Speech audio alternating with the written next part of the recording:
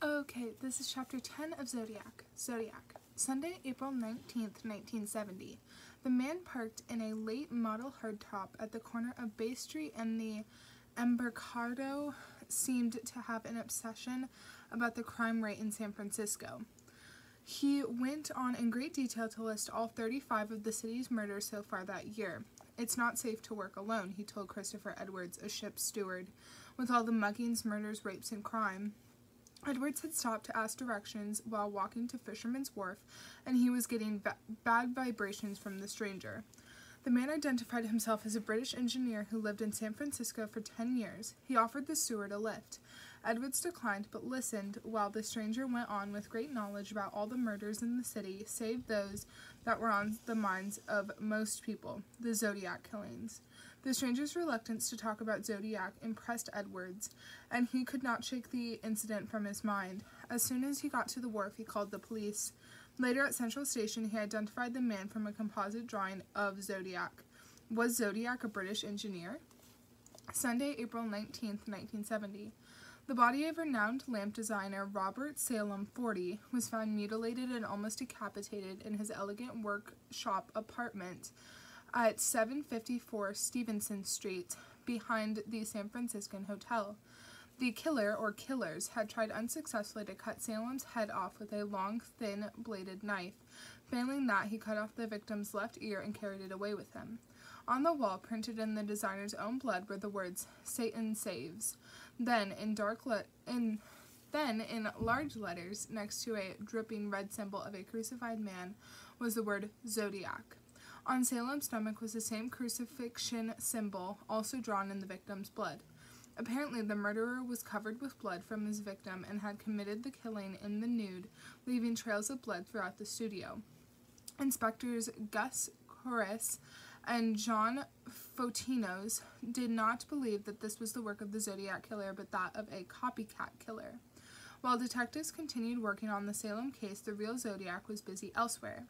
He was writing on an odd-sized piece of stationery with a blue felt-tip pen composing another of his letters. The 9th. The envelope read, Editor San Fran Chronicle, San Francisco, Calif. 2 Roosevelt 6-cent stamps were turned on their sides on the envelope, twice as much postage as necessary. It was as if the writer could hardly wait for his message to be received. Sometimes the letters were written on expensive Eton bond paper, but this time the paper was so cheap that it had no sort of watermark that could be traced to any manufacturer. In a combination of handprint words and script, the message read simply, "This is the Zodiac speaking. By the way, have you cracked the last cipher I sent you? My name is..." Printed after this was a line of 13 symbols. Those are the symbols.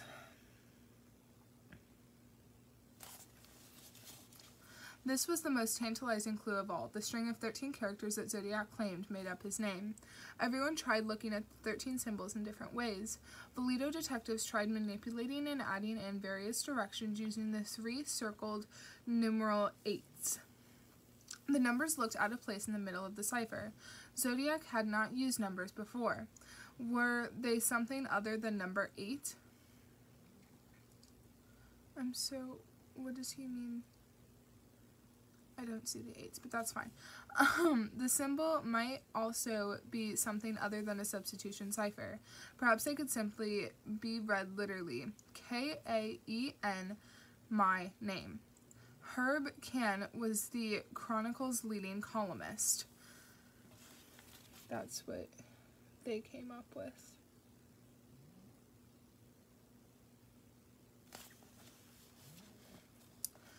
Or Zodiac could be saying his name was Kane. Killer Kane? Was the stocky killer amusing himself, or had he at last told us his real name? Would we be clever enough to extract the answer from the cipher? The letter continued. I am mildly curious as to how much money you have on my head now. I hope you do not think that I was the one who wiped out that blue meanie with a bomb at the cop station, even though I talked about killing school children with one. It just wouldn't do to move in on someone else's territory. But there's more glory in killing a cop than a kid, because a cop can shoot back. I've killed 10 people to date. It would have been a lot more, except that my bus bomb was a dud. I was swamped out by the rain we had a while back. Zodiac's reference to killing a cop was an allusion to the dynamite bombing of the Golden Gate Park police station on February 16th, which killed Sergeant Brian McDonnell and wounded 8 other police officers. The letter's left margin and printed lines were ruler straight, the size of the letter showing extreme patience. It was the kind of handwriting one would associate with a student or scientist. The capital letter I was severe and looked like the Roman numeral 1. And the second page of the letter began with the words, "The new bomb is set up like this." The rest of the page was taken up with an elaborate blueprint for a new improved school bus killing bomb. At the bottom was a P.S. "I hope you have fun trying figure out who I killed." Drawn carefully was the Zodiac symbol and the score, Zodiac 10 SFPD 0. Tuesday, April 21st, 1970. The 9th Zodiac letter was received at the Chronicle in the morning mail. Takashi was called. He rushed to the paper to see if it was genuine. Although a swatch of Stein's blood-stained shirt was not included, there was enough proof to convince the detective that the taunting message was authentic. "It's Zodiac," Tashi sighed. "Here we go again." Who were the 9th and 10th victims, he wondered. If Kathleen Johns was considered by Zodiac to be a victim, who was the other? On Friday, March 13, 1970, Marie Antoinette Ansley was taken from the parking lot of the Coronado Inn in Vallejo. Her nude body was discovered in Lake County on March 21, 1970, just off an isolated country road. None of her clothing was ever found. She had been given mescaline, dealt a blow to the head, and then drowned. The murder fit many of the patterns of the Zodiac killings. It occurred on a weekend, there was no sexual molestation, and it took place near a body of water. The Coronado Inn had been the favorite after-hours club of Darlene Ferrin, the 3rd Vallejo victim of Zodiac. I thought it was strange that the killings so far had taken place in locations that had been a form of water in their name. Lake Herman Road, Blue Rock Springs, Lake Berryessa, and Washington Street, which was quite close to Lake Street. Was Lake County part of this chain? The police were most interested in Zodiac's statement that he killed 10 people, and it would have been a lot more, except I was swamped out by the rain we had a while back. Italics, mine. He italicized some of it. He himself was swamped out. He wasn't referring to the fact that driving rain would keep his young victims out of lovers' lanes. Had the rain flooded the basement in which he claimed to have built his bombs? Did he live in a remote area that was cut off from the outside? Takashi and Armstrong checked suspects who lives in areas that had been recently flooded. Wednesday, April 29, 1970. The Chronicle received the 10th Zodiac letter. It had been mailed just after noon the previous day in San Francisco. The newspaper held the new letter back a day at the request of Chief Al Nelder while he made a difficult decision. Since the first mention of a death machine bomb last November in the 7th Zodiac letter, the papers had voluntarily held back all mention of this device in order to prevent a panic, such as the one that had occurred after the death of Stein, when Zodiac had threatened to annihilate a school bus full of children. Now, Zodiac was demanding mention of his bomb threats, or he would blow up a school bus. Takashi and Armstrong studied the new letter, another of those leadenly dull and humorless greeting cards Zodiac was so fond of sending to the papers. The card, reproduced here for the first time, showed 2 old prospectors. The first, on a burro, was saying to the second, "Sorry to hear your ass is a dragon." The second miner rode an exhausted, fire-tongued dragon. Above the dragon, the Zodiac had written, "I hope you enjoy yourselves when I have my blast. P.S. on back." The card was from the International Greeting Co. and was one of the Jolly Roger line. The back of the card read, "If you don't want me to have this blast, you must do 2 things. 1. Tell everyone about the bus bomb with all the details. 2. I would like to see some nice Zodiac buttons wandering about town. Everyone else has these buttons like peace symbol, black power, Melvin eats, blubber, etc. Well, it would cheer me up considerably if I saw a lot of people wearing my button. Please no nasty ones like Melvin's. Thank you. Seeing that Zodiac had lost his respect for Melvin Belly. At the end of the letter, the stalking man had boldly drawn his emblem, the second time in the letter. It was designed to be used for the buttons, the seal of the Zodiac. Chief Nelder felt the bomb blueprint in the 9th letter, April 20th, was a ruse, but he called a press conference anyway. It's not my intention to frighten the public, but this guy has now demanded there be a mention of the bomb and has threatened to blow up a school bus if mention wasn't made. I weighed all sides of the question and concluded this information should be made public. The papers had been printing only portions of the Zodiac letters all along, and now held down any sort of general alarm by describing the bomb plans as dubious. The bomb schematic that Zodiac had drawn was never reproduced. No buttons were ever made. Friday, May 8, 1970. In Santa Rosa, a Kmart department store was evacuated after an anonymous telephone bomb threat by a man identifying himself as Zodiac. A man identifying himself as Zodiac had made a Santa Rosa bomb threat exactly a year earlier. Friday, May 22, 1970. In a press conference in Los Angeles, Florence E. Douglas, mayor of Vallejo and candidate for the Democratic gubernatorial nomination, said, "I believe some clues were overlooked in the murder of Darlene Ferrin. She pledged to use all her influence to reopen the Ferrin case.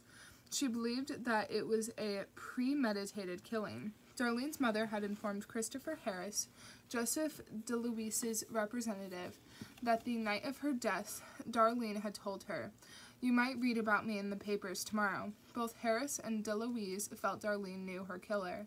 Harris was at the press conference with Mayor Douglas and was introduced as a freelance writer. I was familiar with Harris. He had been turned in as a Zodiac suspect because of suspicious questions he had been asking Vallejo residents. The police were certain he had absolutely no involvement in the Zodiac crimes. The investigation of the death of Darlene Ferrin by the Vallejo Police Department was without question inadequate," Harris said at the conference. I base this statement on conversations with investigating officers, police authorities in the Vallejo-Napa area, Darlene Ferrin's mother, and Mayor Florence E. Douglas. I observed while in Vallejo that the police disregarded the ridiculous. I am now a firm believer that in the ridiculous, especially in the case of Darlene Ferrin, lies a storehouse of clues. The police should have done a complete character sketch of Darlene Ferrin. There are too many questions into her death that have not been properly tied down. The use of the flashlight proves that the killer wanted to make sure he had the right person. I do not agree with the statement that the flashlight was used to make sure he killed his victim. If the Darlene Ferrin case was reopened, it would have a major psychological effect on the Zodiac's deranged mind that would eventually draw him into the open. In Vallejo, the Ferrin murder investigation continued. The case remained open. There is no statute of limitations on murder. Shakeups began in the Department of Police from the chief on down. Monday, June 29, 1970. It was 2 months before Zodiac sent another letter to the Chronicle. Only small portions of this letter have been reproduced before now. This one was postmarked San Francisco and mailed on June 26th. The 11th letter read, "This is the Zodiac speaking. I have become very upset with the people of San Fran Bay area. They have not complied with my wishes for some of them to wear some nice," and then he has a Zodiac mark, "buttons. I promised to punish them if they did not comply by annihilating a full school bus. But now school is out for the summer, so I punished them in another way. I shot a man sitting in a parked car with a .38 Zodiac 12 SFPD-0. The map coupled with this code will tell you where the bomb is set. You have until next fall to dig it up." Zodiac sign. San Francisco police officer Richard Roddick, 25, had been shot to death with a .38 while he was sitting in a parked car on Friday morning in the 600 block of Waller writing out a traffic citation. Homicide detectives vociferously denied that Zodiac could be his killer. "If he's hinting he shot Officer Roddick, then he's lying. We have already issued an arrest warrant in the case," said one detective. Zodiac's enclosed map, actually an altered Phillips 66 service station road map, pinpointed the peak of Mount Diablo, Devil's Mountain, in Contra Costa County, across the bay from San Francisco. I was intrigued by Zodiac's choice of a road map. For one thing, Phillips was the name of Darlene's first husband. The new letter now claimed 12 victims for Zodiac. The detectives considered the possibility that the map marked not the site of a new bomb, but the burial spot of Zodiac victim number 12. In imitation of his own cross-circle symbol, he had drawn a compass symbol radiating from a small square in the center. The Phillips map was not detailed enough to tell what that small square was, so I consulted a larger map and discovered that located at the exact center of his map was the Naval Radio Station, a major relay station on the South Peak. It had been long thought that Zodiac might be a naval man who was out to sea in between murders and letters and thus remain undetected. It was a tantalizing idea. Was the maniac a worker at the station while on shore? Did he stand like a king on top of the double-peaked mountain at night, the Bay Area spread beneath his feet, surrounded by a sky filled with all the actual symbols of astrology? After the Civil War, Mount Diablo was used to plot longitude and latitude for the Bay Area. Here is the two-line cipher Zodiac included at the end of the letter that was used in tandem with the map. And there's his letters.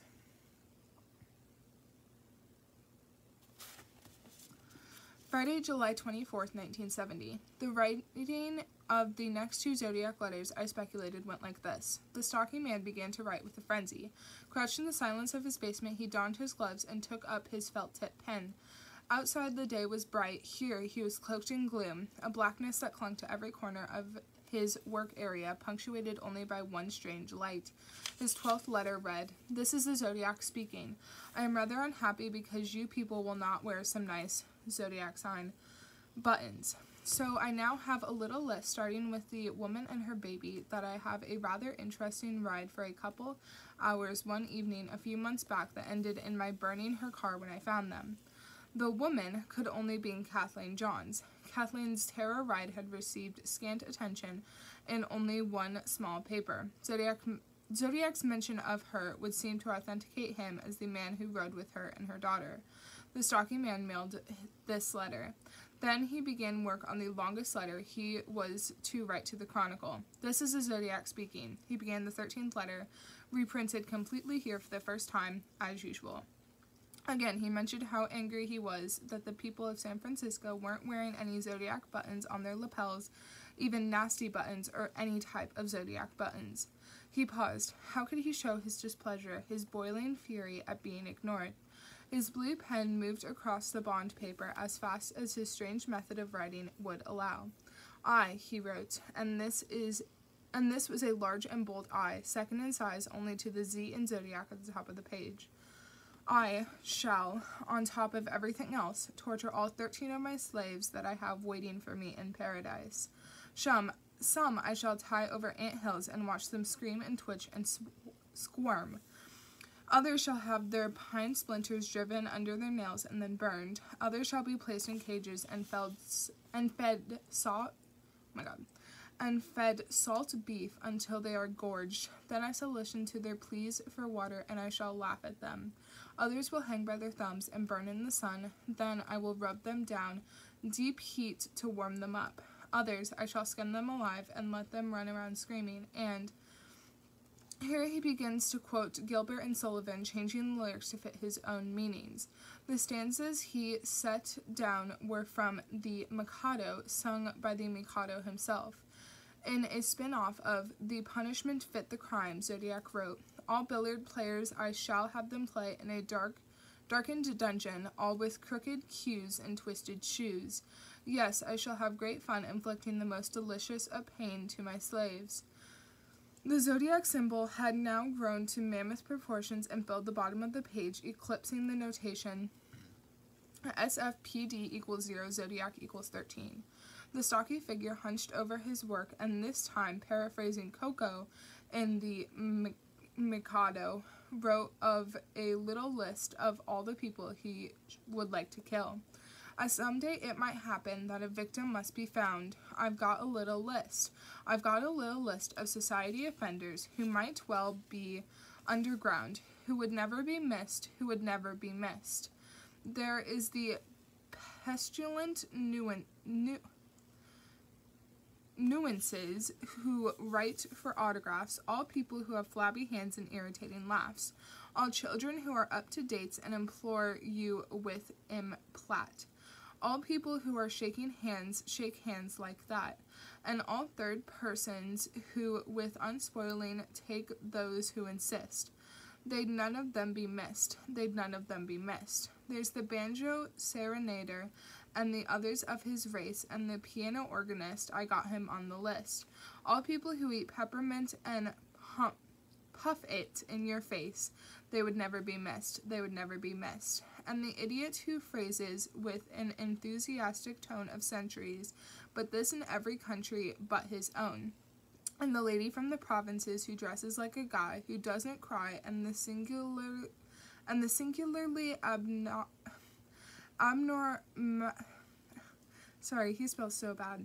abnormality, the girl who never kissed. I don't think she would be missed. I'm sure she wouldn't be missed. And that nice imprist that is rather rife, the judicial humorist, I've got him on the list. All funny fellows, comic men, and clowns of private life.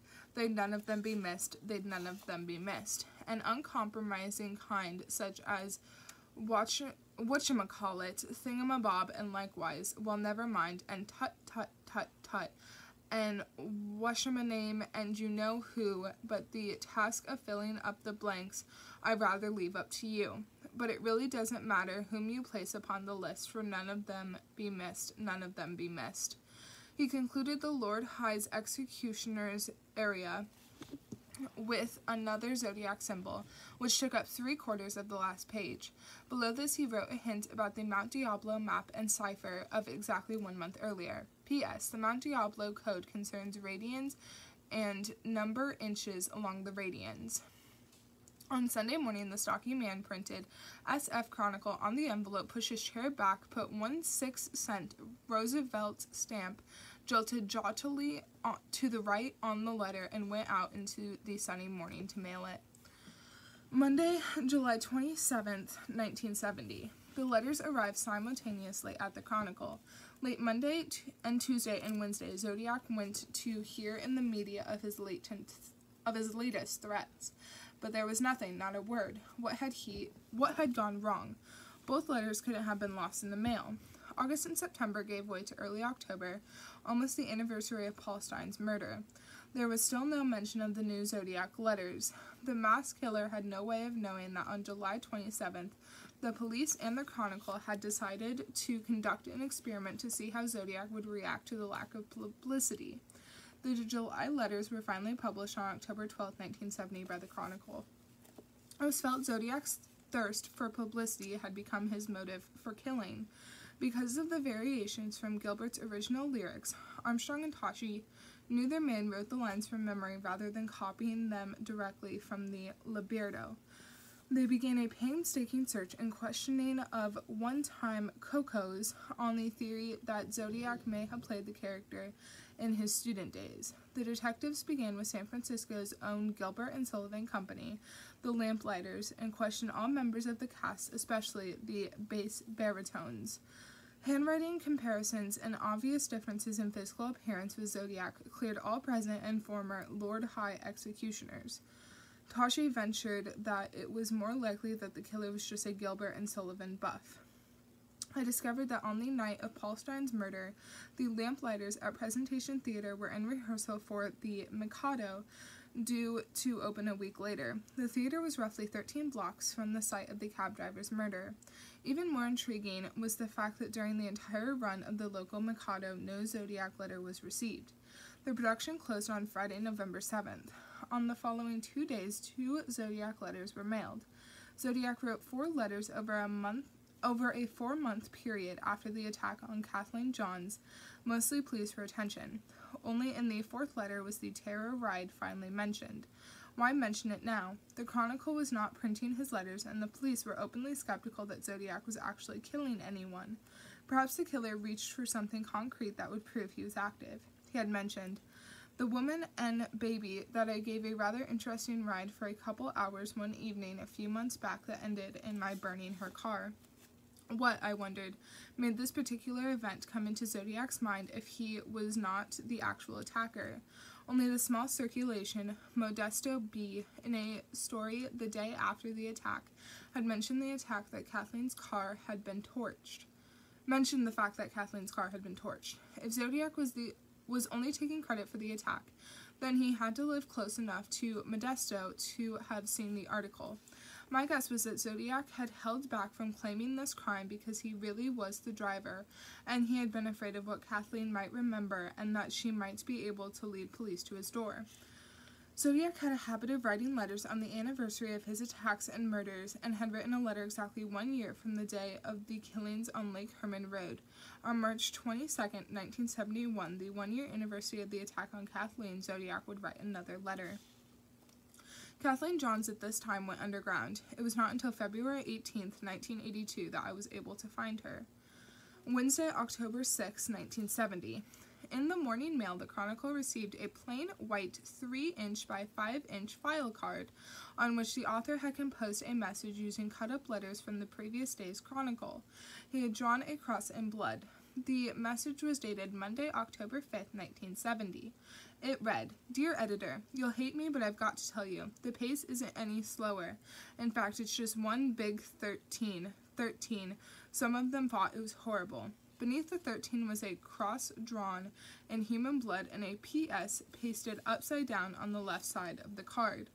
"There are reports city police pig cops are closing in on me. FK, I'm crack proof. What is the price tag now?" The word Zodiac in Roman type was on the right with a large zodiac symbol, the cross segment made by strips of tape. The writer had punched 13 holes in the side of the card to represent victims. Armstrong and Tashi believed it was a genuine Zodiac letter for almost 2 days, but eventually they filed it as another copycat effort. The Zodiac evidence was now filled a gunmetal gray fireproof steel cabinet 4 drawers high. Wednesday, October 28, 1970. Paul Avery, the Chronicle's top investigative reporter, had written the bulk of the stories concerning the Zodiac murders. Thus, he was not surprised when the next letter from the killer, his 15th, was addressed not to the Chronicle, but to Avery personally. This time, Zodiac had mailed a garish children's Halloween card. On the front was a dancing skeleton with a pumpkin, black and orange, and with white lettering in boldface that said, "From your secret pal." At the lower left of the card was a verse that began, "I feel it in my bones, you ache to know my name, and so I'll clue you in." Avery's throat went dry. With anxious, fumbling fingers, he rushed to open the card to read the punchline. Then why spoil our game? Boo! Happy Halloween. Inside, Zodiac had pasted a totally different skeleton, a portion of another card, and had drawn exaggerated pictures of peering eyes. Some of the eyes were peeking out of slits. Along with the giant Z and the familiar cross circle, the killer had drawn a strange new symbol that at first appeared to be composed of meteorological symbols. Zodiac had lettered on the back in white ink such as artists and draftsmen use. And that's what he wrote.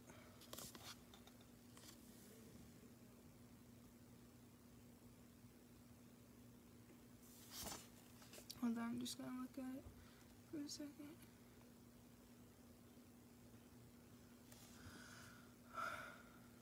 When Tashi and Armstrong were able to get the card away from Avery, they turned their attention to the skeleton that Zodiac had cut out and pasted inside the card. Carefully, they pulled it up to see if there was a message behind it. There was not. On the inner side of the envelope itself, there was fine writing. The writing made an X. It said twice, "Sorry, no cipher." We would check out all the greeting cards Zodiac sent them just to see how common they were and how easy or difficult it would be for Zodiac to buy one. Tashi told me later. All the cards sent by Zodiac were common cards that could be purchased in any retail card store. That I checked on my own time Saturday or Sundays. I just wanted to be sure. Sometimes I did it just to be sure we weren't making it easy for Zodiac to make us look bad.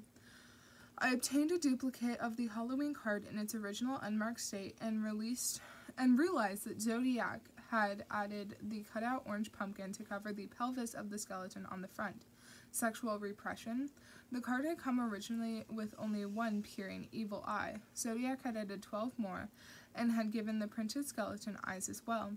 The cutout skeleton on the inside was portrayed in a posture of mock crucifixion. The card was manufactured by the Gibson Card Company.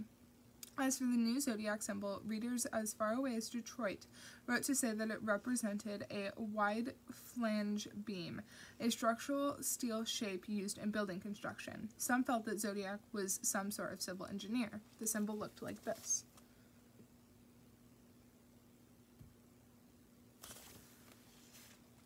By writing "Peekaboo, you are doomed" and 14 on the card to Avery, Zodiac was either boasting that he had victim number 14 already, or that Avery was to be next.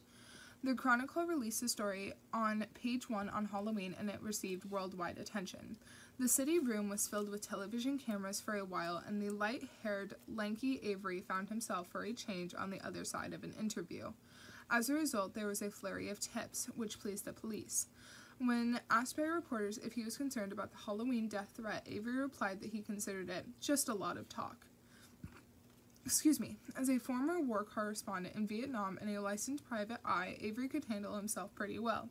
But Chief Melder decided not to take any chances and issued him authority to carry a .38 caliber revolver and let him work out on the police target range with the gun. Sharon newsman Paul Avery is living dangerously, wrote Herb Cannon. His investigative reporting into the activities of the Zodiac Killer have won him the accolade of a message from Zodiac warning, "You are doomed," as a result of which several Sharon newsmen, including Avery, are wearing lapel buttons reading, "I am not Paul Avery." Meanwhile, Avery has applied for personalized license plates reading Zodiac, and that isn't the smartest move I ever heard of. "It looks like Zodiac has gotten sore at some of the things I have written about him," said Avery. In response to a wire service story about the threat on Avery's life, an anonymous letter was mailed to the Chronicle from Southern California. In the letter was the suggestion that Zodiac may have begun his career of murder in Riverside, California. The anonymous writer said that he had gone to the Riverside police with this theory but had been ignored. He asked Avery to look into the possibility. "Please forward the contents of this letter to the detective in charge of the Zodiac murder case. I hope this information will also help you, as we both would like to see this case solved. As for myself, I wish to remain anonymous, and I know that you will understand why. A few years ago in Riverside, California, a young girl was murdered, just about, I believe, on Halloween evening. I could write a much longer letter citing the similarities between Zodiac's cases and this murder which occurred in Riverside, but if the police department cannot see said comparative similarities between these two cases, then I will take a slow boat to China, even if these crimes were committed by two different people. I think, after all the facts are studied regarding both these cases, if the police have not already investigated these possibilities and are not aware of the Riverside case, then, even so, perhaps they should look into it. Letters to newspapers, similar erratic printing, find out about these two different cases. Give Captain Cross a call on the phone. He knows that I do not quit. Mr. Avery, I will give you a call in the near future. Please look into this case. The Riverside police have a wealth of information. So does San Francisco. Let us hope they are not too proud to work together. And if they already are, let us hope there has been an exchange of information." Checking with Riverside Police Captain Arv Cross, Avery was able to learn the name of the secret writer. His only address was general delivery in an ever-changing number of cities. This man also had written Sergeant Lynch. His handprinting did not match Zodiac's. Cross said that for some time the man had been trying to convince the Riverside police that Zodiac had murdered a college girl in 1966. Cross outlined the case to the reporter and promised to get an assortment of file material off to him as soon as possible. Avery was dubious about the connection at first. While there were similarities to the known Zodiac killings, there was no definite link.